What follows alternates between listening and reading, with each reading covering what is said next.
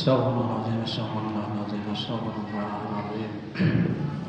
Bismillahirrahmanirrahim. Bidyatul qabulatan bi kulli thawmin la hadrati sayyidina wa nabiyina habibina syafiina rasul sallallahu alaihi wasallam. Summa ila rahiya ahli baitihi wa ashabihi wa tabi'ina min khususan la rasulina Hasan Basri wa sayyidina al-Junadi Baghdadi wa sayyidina Syekh Al-Qadir Al-Jalani wa sayyidina Syekh Muhammad bin Karim As-Saman Al-Madani wa Syekh Muhammad Al-Asyad dan Jalal Banjari wa Syekh Muhammad Al-Ashqal Anwar Al Banjari wa Syekh Muhammad Zaini bin Abdul Ghani Al-Banjari wa Syekh Mu'allimina wa walidina wa ummatina wa qarabatina wa jiranina wajib al-huquq alaina wa li arwahina bi ikhwanina muslimina wa muslimat wa mu'minina wa mu'minat anna kalimat al-syahid bir-rahmah wal maghfirah wa yu'idu alaina wa ala azwajina wa dhurriyyatina barakatina wa ala masrarihim wa ulumihim wa nafa'atihim wa khususatihim wa qarabatihim bid-din wal dunya wal akhirah wa anallahu yarzuquna wa azwajana wa dhurriyyatina tawbatan wa maghfirah tawfiq wal hidayah wal istiqamah wa husnul khatimah fi khairin wa afiyah ala hadzal niyyat wa ala kulli ma nawa bi sallallahu ila hadratin nabi al-fatihah.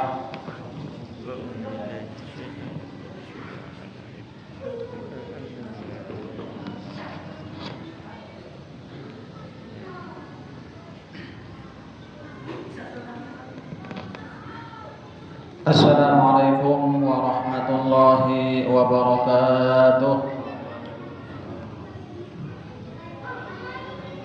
Bismillahirrahmanirrahim.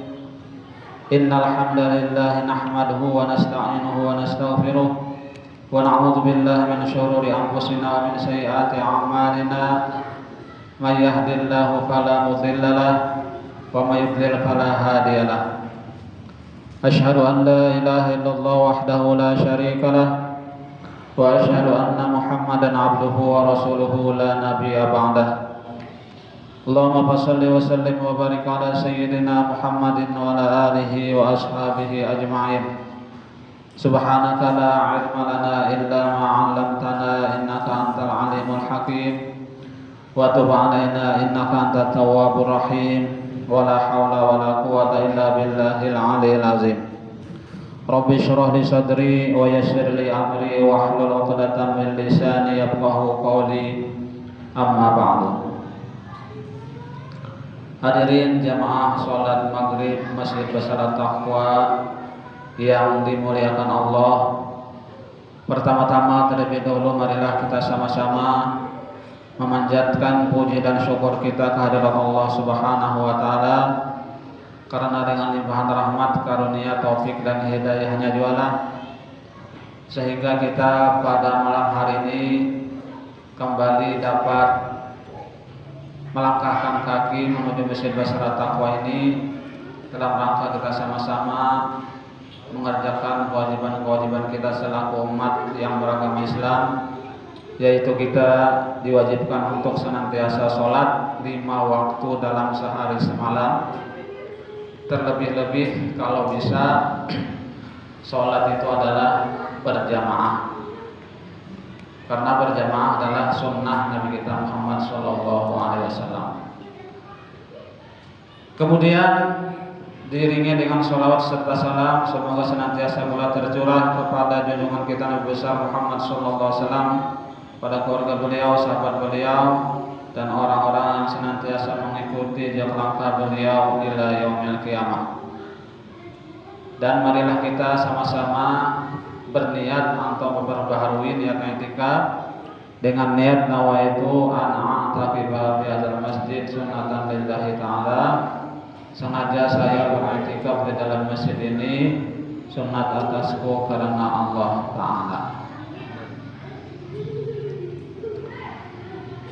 Hadirin jamaah sholat maghrib Masjid Besar At-Taqwa yang ulun muliakan.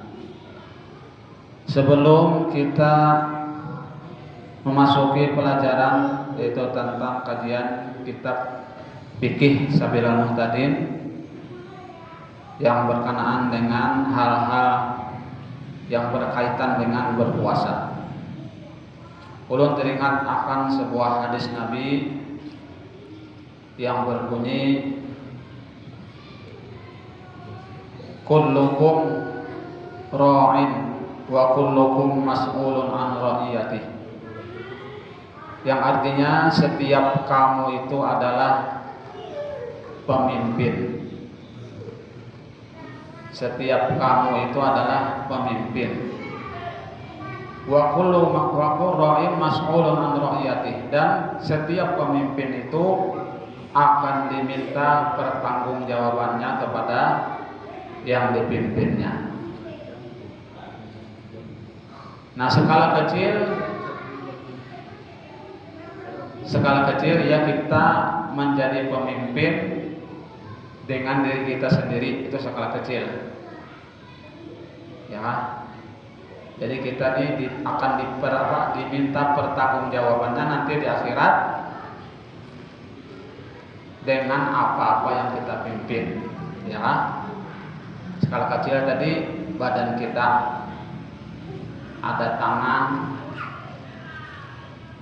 ada kaki, ada mulut, ada mata, ada telinga. Ini rakyat-rakyat kita nih ya, skala kecil. Nah, ini akan dipinta nanti pertanggungjawabannya oleh Allah Subhanahu wa taala. Karena itu hadis Nabi, setiap kamu jadi pemimpin dan akan ditanya atau dipinta pertanggungjawabannya dengan yang dipimpinnya. Nah, itu hanya skala kecil. Lalu kita besarkan lagi ya kan, skala misalnya rumah tangga, jadi seorang ayah atau seorang suami ya kan. Nah, itu lebih berat lagi. Ada istri, ada anak. Jadi akan diminta nanti pertanggungjawabannya ya kan, yang dia pimpin. Skala besar lagi, misalnya jadi ketua RT, RW, ya, kepala desa, lurah. Nah, itu skala besar terus dibesarkan, berapa banyak yang dipertanggungjawabkan gitu, ya. Nah, kita dengan diri kita sendiri aja kayak mana pertanggungjawaban kita, ya kan? Ada tangan kita, ada kaki, ya kan? Ada mata, ada hidung, mulut kita. Nah, itu ya kan? Akan diminta pertanggungjawaban kita di akhirat nanti. Nah, oleh karena itu ya kan, mumpung kita masih diberikan oleh Allah SWT umur ya kan, mari kita perbaiki, artinya kepemimpinan kita ya kan, kepemimpinan kita ini mari kita perbaiki, kita introspeksi ya kan, supaya kita itu nanti di akhirat selamat dengan tanggung jawab kita sebagai seorang pemimpin, walaupun hanya skala kecil.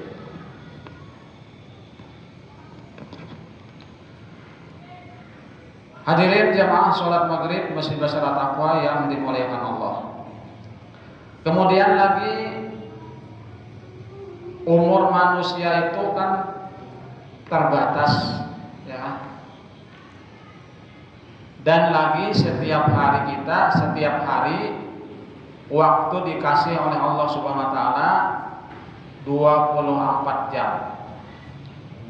Ya, 24 jam. 12 jam siang, 12 jam malam, 24 jam. Nah, kemudian lagi yang 24 jam ini kita bagi ulang 3. Bagi 3 ya kan. 8 jam untuk kita tidur. 8 jam untuk kita bekerja kan? Ya, bekerja 8 jam. Dan yang 8 jam lagi tadi untuk kita, untuk keluarga kita ya kan, untuk kita santai, untuk kita gunakan kemana aja terserah aja ya kan. Nah, jadi kalau kita umur misalnya taruhlah misalnya 63 tahun, ya kan? Sesuai dengan standar Nabi kita Muhammad SAW itu umur sidin 63 tahun beliau wafat. Nah, 63 tahun kali 8 jam misalnya kita tidur, itu berapa puluh tahun tuh? 20 tahun lebih lah untuk kita tidur ya. Waktunya terhabiskan, terkuras ya kan? 20 tahun lebih waktu kita hanya untuk tidur.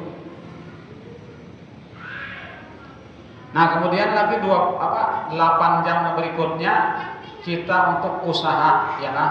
Usaha, ada yang berdagang, ada yang menjadi buruh, petani, apalagi dagang sudah tadi. Ada yang jadi TNI, Polri, ada yang PNS, ASN. Nah, kalau kita hitung-hitung di dalam waktu yang 63 tahun itu 8 jam untuk kita bekerja, itu hampir lebih 20 tahun juga umur kita habiskan hanya untuk bekerja. Nah, kemudian yang 8-nya lagi kita gunakan untuk keluarga ya kan, untuk santai-santai, untuk ibadah. Nah, berapa tuh ada sisanya ya kan? Kalau misalnya kita sholat ke masjid ya kan, amun sholat ke masjid tuh mendingan panjang waktunya ya kan, setengah jam ada kira lah. Mulai misalnya di rumah ke masjid, amun setengah jam tuh bisa lebih ya kan, waktunya nih. Tapi kalau kita sembahyang di rumah paling 5 menit kali lah selesai ya lah. Nah, kilat kita super kilat lagi malam. Nah, mendingan kalau kita ke masjid ya kan, itu agak lama waktunya ya kan, mulai di rumah berjalan langkah-langkah kaki itu ya kan, ibadah dihitung berguguran dosa kita. Itu kalau di masjid. Kalau ke masjid kita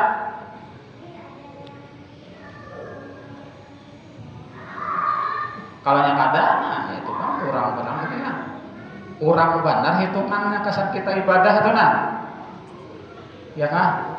Nah, oleh karena itu ulun ada ya waktu sekolah bahari lah, waktu sekolah madrasah bahari itu ada di hadis targhib wa tarhib itu yang artinya aja ulun hafal artinya aja. Nah, barang siapa sholat setelah maghrib itu 6 rakaat, sholat sunat nah ya kan?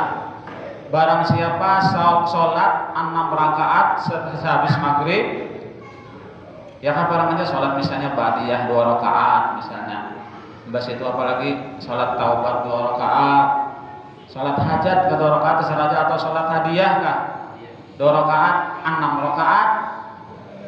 Nah, itu pahalanya sama dengan ibadah 12 tahun. Sama dengan kita beribadah 12 tahun, asalkan jangan dulu bapander, jangan dulu ngomong masalah dunia. Ya kan? Kalau sudah itu sekarang aja lagi. Sebelum sholat tuh nah, sehabis maghrib, ba'diyah maghrib ya kan, setelah sholat setelah maghrib 6 rakaat, itu pahalanya sama dengan 12 tahun ibadah. Itu di dalam hadis ada. Nah, kebetulan abang guru sekumpul ada juga menyampaikan itu ya kan, 12 tahun. Nah, itulah kalau kita rahu itu nama menyebabkan umur kita panjang. Ayo bayangkan kalau kita gawe terus ya kan, habis maghrib sembahyang 6 rakaat sembahyang sunat 12 tahun sama dengan kita ibadah. Mulai kapan kita sembahyang itu? Kali aja berapa tahun sudah kita misalnya mengerjakannya nih. Nah, itu membuat kita umur panjang, ada ribuan tahun. Padahal umurnya 63 tahun aja, tapi ibadahnya itu Bang tadi kualitasnya tuh kualitasnya tuh bagus ya kan. Nah itu yang membuat umur kita tuh nilainya panjang benar di sisi Allah Subhanahu wa Ta'ala. Dan juga ulun pernah mendengar ceramah Guru Bakri ujar sidin, bukan 12 tahun aja ya kan. Barang siapa sembahyang setelah maghrib itu 6 rakaat sembahyang sunat, pahalanya sidin sama dengan 50 tahun. Pernah ulun mendengar Guru Bakri berceramah. Itu jangan Guru Bakri. Di mana sidin dapat hadisnya tuh? Nang ulun tahu tuh ya waktu sekolah Bali itu 12 tahun ya Bang. Bah Guru sekumpul ada juga mandahkan 12 tahun ya kan. Nah, jangan ragu-ragu lagi, itu hadis sudah.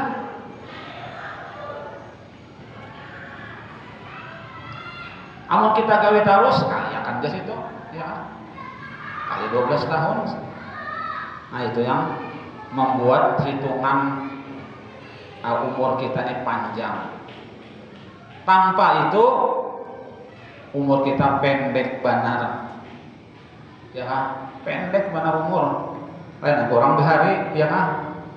Umat-umat nang bahari itu ada 200 tahun, 300 tahun umurnya. Dan bahkan sampai 1000 tahun. Itu luar biasa ibadahnya pun orang ya kan?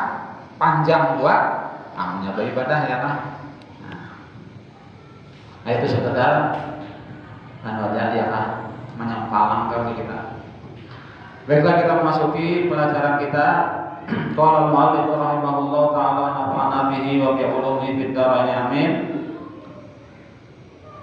Pasal yang ketiga, keadaan yang memperbolehkan berbuka puasa.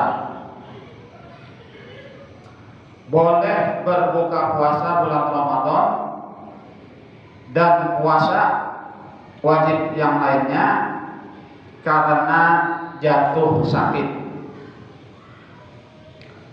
Boleh berbuka puasa bulan Ramadan dan puasa wajib yang lainnya karena jatuh sakit. Yang akan menambah sakitnya apabila dipaksa berpuasa. Nah, jadi apabila kita sakit waktu bulan Ramadan itu boleh kita tidak berpuasa, ya kan?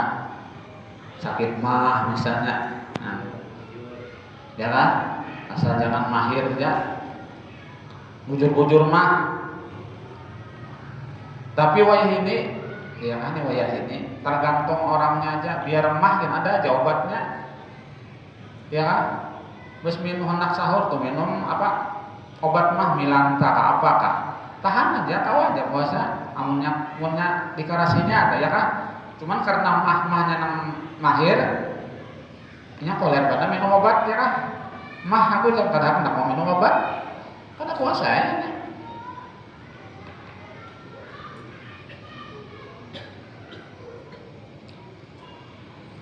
Apabila dibawanya berpuasa, maka buat apa? Penyakitnya itu tambah parah gitu kan. Nah, itu boleh tidak berpuasa.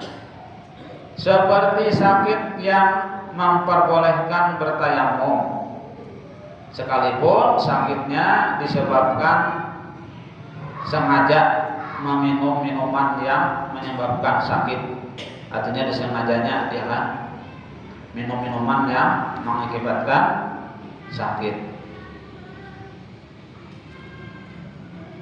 Dan kalau yang diterangkan di atas terjadi, maka wajib berbuka. Ya kan? Wajib berbuka. Dan haram berpuasa. Sekalipun belum tergambar akan mendatangkan bahaya terhadap dirinya, namun sampai menyebabkan dirinya itu tambah parah, itu malah haram berpuasa. Ya kan, haramnya berpuasa. Ya kan, dengan sebab puasa loh penyakitnya tambah parah misalnya, tambah komplikasinya, itu haram berpuasa. Artinya bukan boleh berbuka aja, tapi apabila berpuasa haram hukumnya. Apabila penyakitnya tadi menyebabkan tambah parah gitu ya.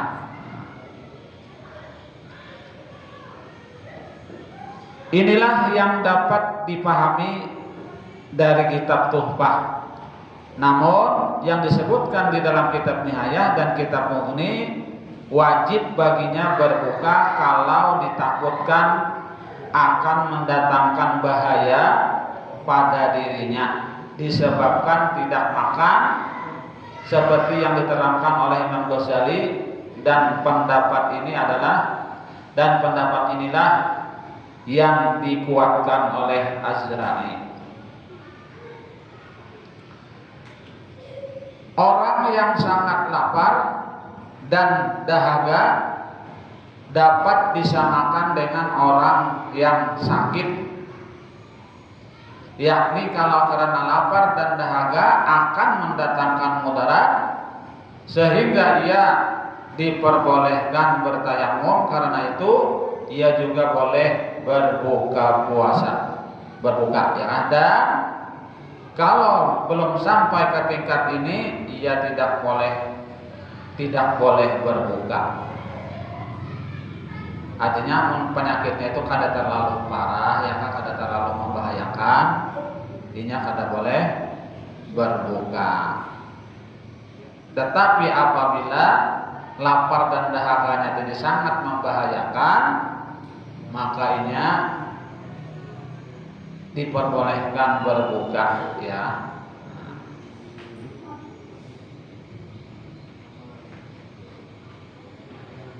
Dan juga belum diperbolehkan berbuka kalau hanya mendapat serangan penyakit yang ringan, seperti pusing kepala, sakit telinga, sakit gigi, ya kan? Kalau misalnya kada berpuasa lalu mengakibatkan sakit kepala aja, ya kan?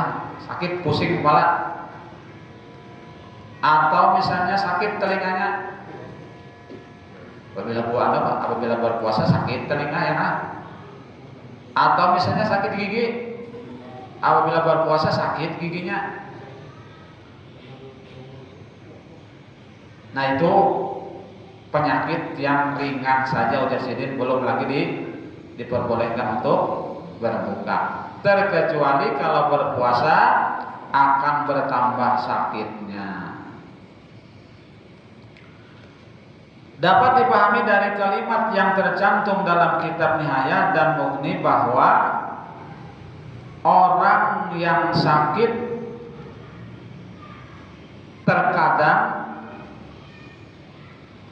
boleh berbuka dan terkadang tidak boleh berbuka.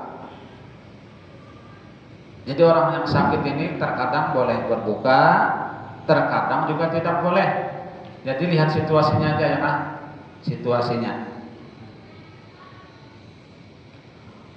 Orang yang sakit boleh berbuka kalau sakitnya sampai ke tingkat yang memperbolehkan ia bertayamum. Dengan sebab sakit tadi, nah lalu hendak kada mau memakai banyu, boleh bertayamum. Nah itu boleh berbuka. Dan tidak ditakutkan dirinya binasa karenanya.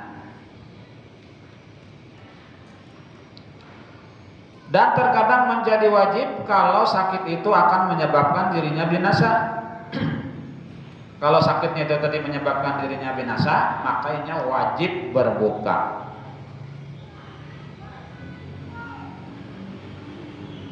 Dan kalau wajib bagi yang berpuasa berbuka, namun ia masih memaksa dirinya berpuasa, maka puasanya sah.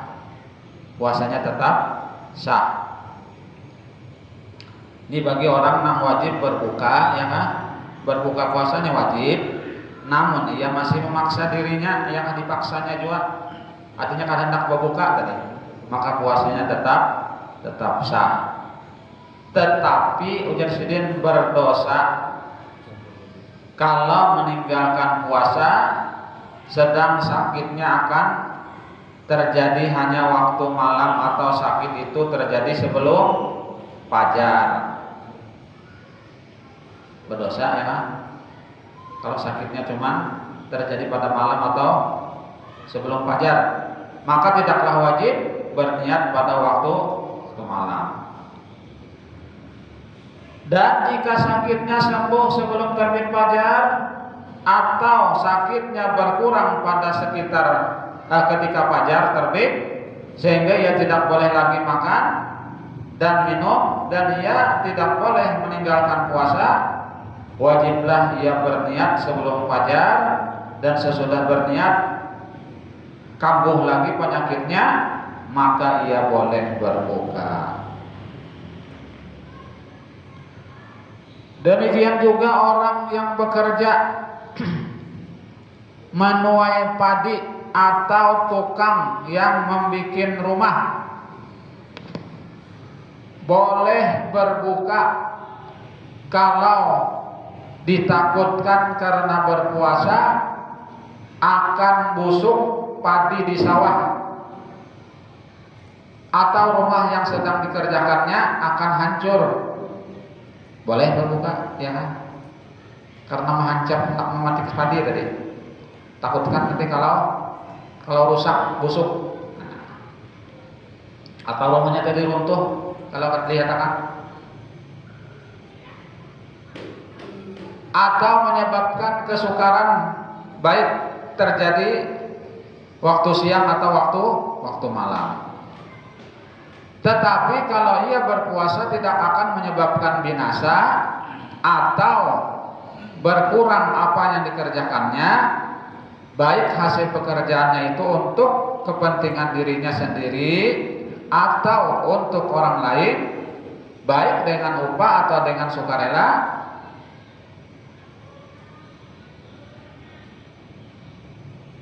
baik dengan upah atau dengan sukarela. Tolong sedikitlah.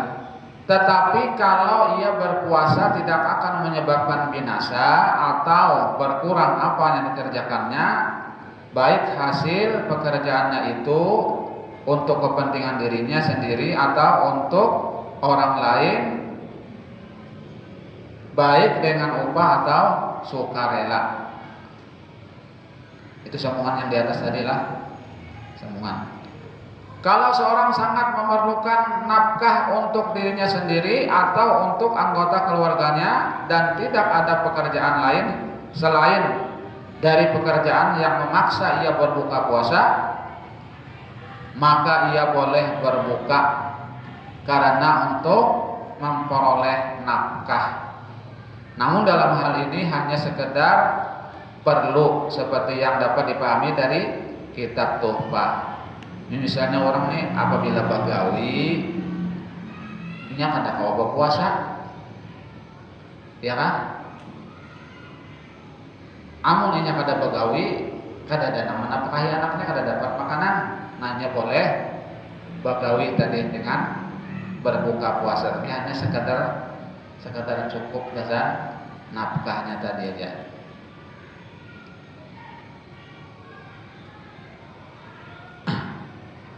Syekh Ramli berkata di dalam kitabnya yang bernama Nihayah, katanya bahwa Azra'i telah memfatwakan wajib bagi orang yang menuai padi berniat puasa bulan Ramadan pada setiap malam, dan kalau ia bekerja pada siang harinya dan kalau ia bekerja pada siangnya merasa sangat letih, maka ia boleh berbuka. Itu ujar fatwa Imam Azra'i. Orang yang menuai menuai padi tadi ya kan di sawah, nya tetap berniat pada malam harinya tuh berpuasa. Tapi kalau ini sedang menuai tadi keletihan, makanya boleh berbuka. Orang musafir dalam perjalanan yang menempuh jarak diperbolehkan sholat qashar, boleh berbuka. orang yang dalam perjalanan, ya kan, yang jarak tempuhnya itu diperbolehkan sholat qashar, maka boleh berbuka puasa, yaitu jarak perjalanan yang jauh dan mubah. Allah berfirman, "Faman kana minkum maridun aw 'ala safarin fa iddatun min ayyamin ukhra." Al-Baqarah 184. Maka jika di antara kamu ada yang sakit atau dalam perjalanan lalu ia berbuka, maka wajib baginya berpuasa sebanyak hari yang ditinggalkan. Itu pada hari-hari lain. Sebanyak yang ditinggalkan itu ya pada hari-hari lain. Artinya boleh aja berbuka apabila sakit atau dalam perjalanan. Quran surat Al-Baqarah 184. Dapat dipahami dari ayat di atas bahwa orang yang sakit dan orang yang dalam perjalanan itu boleh berbuka, baik dalam puasa fardu Ramadan maupun puasa nazar atau kafarat dan qadha. Sedang perjalanan yang tidak boleh mengerjakan sholat qashar, seperti perjalanan yang tidak jauh atau perjalanan untuk berbuat maksiat, maka tidak boleh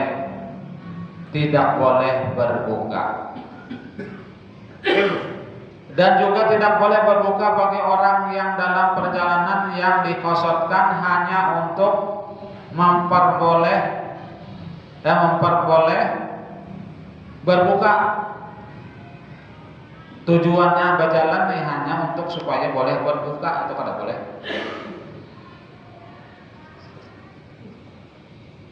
Sekalipun perjalanan itu jauh dan mubah, tapi tujuannya hanya untuk supaya boleh berbuka aja ya kan? Nah, itu kada boleh. Ini dapat disamakan dengan orang yang menempuh dua jalan dan yang satunya jauh, itulah yang ditempuhnya karena ingin memperoleh keringanan dan memperbuat sholat qashar, ya kan? Ada dua jalan, ya kan? Yang satunya ini jalannya parah, rupanya menghantas kalau ya, tapi ini memilih yang jauh, memutar supaya boleh qashar dan berbuka tadi. Nah, itu makal karena ya kan, makalannya karena. Nah, kira sampai di sini dulu ya kan, yang dapat ulun sampaikan. Mudah-mudahan sedikit banyak ada manfaatnya dan mudah-mudahan Allah Subhanahu wa taala mengampuni segala dosa-dosa kita, dosa kedua orang tua kita, keluarga kita, serta kaum muslimin dan muslimat. Dan mudah-mudahan Allah Subhanahu wa taala mengabulkan hajat kita, baik hajat dunia atau hajat akhirat. Dan mudah-mudahan Allah Subhanahu wa taala memastikan kita dalam keadaan husnul khatimah, husnul khatimah, husnul khatimah. Amin amin ya rabbal alamin. Demikian yang dapat saya sampaikan. Mohon maaf apabila ada kekurangan dan kekeliruan. Wabillahi taufiq wal hidayah. Wassalamualaikum warahmatullahi wabarakatuh.